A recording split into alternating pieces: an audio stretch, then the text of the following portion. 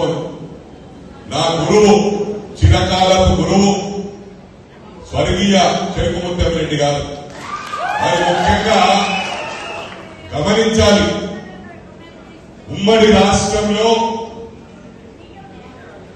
రాష్ట్రంలోనే ఈ దుబ్బాకల జరిగిన అభివృద్ధి మరి నేను ఎక్కడ కూడా విజయవాడ వెళ్ళినా, వైజాగ్ వెళ్ళినా ఎక్కడ కూడా చూడలేదు. ఆ సమయంలో డబుల్ రోడ్లు, సెంటర్ లైటింగ్లు ఈ విధంగా వాళ్ళు పనిచేసిందా అని చెప్పి మిమ్మల్ని అడుగుతా ఉన్నా. దుబ్బాక ప్రజలకు విజ్ఞప్తి చేస్తా ఉన్నా, గుండె మీద చెయ్యేసుకొని ఆత్మ పరిశీలన చేసుకోవాలని చెప్పి ఈ సందర్భంగా మనం చేస్తా ఉన్నా.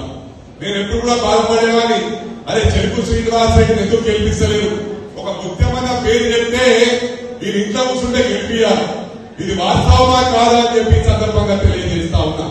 మరి ఇక్కడ పొరపాటు జరిగిందో, మన అమాయక ప్రజలు ఎప్పుడైతే ఈ టీఆర్ఎస్ ప్రభుత్వం వచ్చిందో పైసల మయం చేసి ఆగం చేస్తూ మనం 2,000 రూపాయలకు 3,000 రూపాయలకు మన జీవితాలు అమ్ముకుంటామమ్మా. మహిళా సోదరులకు నేను విజ్ఞప్తి చేస్తాను, 3,000కి ఏమొస్తారు తల్లి? కొంతమందికి 500కే ఓట్లు వేస్తున్నారు. 500 కంటే రోజు ఆటానంలో పడదు తల్లి. ఈ 5 సంవత్సరాలు ఆటానంలో పడది 50 పైసలు పడదు. దానికి మన ఓటు అమ్ముకుంటున్నాం. మన అమాయక ప్రజలను మొత్తం గంగల కలిపి వారు ఏ విధంగా లక్షల కోట్ల గెలిగిందో ఆలోచించవలసిన అవసరం ఉంది. ఒకటి విజ్ఞప్తి చేస్తా ఉన్న, ఇప్పుడే మా తమ్ముడు చెప్పిండు, 24 మంది కాంగ్రెస్ ఎమ్మెల్యేలు తలుచుకున్నారని మాజీ గౌరవ ముఖ్యమంత్రి కేసీఆర్ గారు చెప్తున్నారు. కేసీఆర్ గారు మీరు మారడా? ఎందుకంటే నేను ఆ పార్టీ ఉన్నప్పుడు కూడా చెప్పినా, నీ కొడుకు కూడా చెప్పినా, మారుంది లేకపోతే బ్యాంకులలాగా బ్లాస్ట్ అవుతారు. ఎప్పుడు మన రోజులు ఉన్నాయి, మీరు ఎవరిని పట్టించుకుంటలేరు. ఇలా అదే కారణం, ఇంత షార్ట్ టైంలో ఈ 3-4 నెలల్లో ఎప్పుడో 2001లో ప్రారంభించిన పార్టీ తెలంగాణ ఉద్యమం కోసం, తెలంగాణ కోసం ప్రారంభమైన పార్టీ 3 నెలల కథమైందంటే దానికి ఎవరో తండ్రి, కొడుకు, అల్లునే కారణం అని చెప్పి ఈ సందర్భంగా తెలియజేస్తా ఉన్నా. ఇది గమనించాలా? మీరు 24 మంది ఎమ్మెల్యేలు కాదు, ఒక కార్యకర్త కూడా మీ దగ్గరికి రావడానికి ఇష్టపడతలేదు. ఒక్కరోజు పట్టించుకున్న పాపాలను పోలేదని చెప్పి సందర్భంగా తెలియజేస్తా ఉన్నా. అదన్నీ మర్చిపోండి. మీ పార్టీ గుర్తుండదా? ఈ ఆఫ్టర్ పార్లమెంట్ ఎన్నికల తర్వాత మీ పార్టీని మేము పొందబెట్టిన అవసరం లేదు, మీ తండ్రి కొడుకులే పొందబెట్టుకున్నారని చెప్పి సందర్భంగా తెలియజేస్తా ఉన్నా.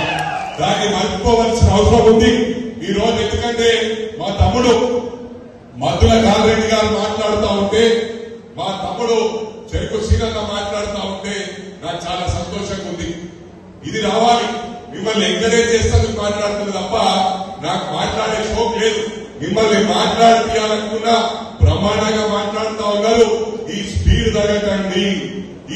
తగ్గకండి, అడ్రస్ లేకుండా పోతుంది ఆ టీఆర్ఎస్ పార్టీ. కాంగ్రెస్ లో మన గౌరవ ముఖ్యమంత్రి గారు ఏ విధంగా ఎన్ని కష్టాలు పడరు మనం గమనించాం. ఎన్ని కేసులు పెట్టినా, దొంగ కేసులు పెట్టినా, ఇట్లా కాంగ్రెస్ లో ఎందరో కార్యకర్తలను ఇబ్బందులు పాలు చేశారు. గౌరవ ముఖ్యమంత్రి గారితో పాటు ఎన్నో ఇబ్బందుల పాలైండ్రు కాంగ్రెస్ కుటుంబ సభ్యులు.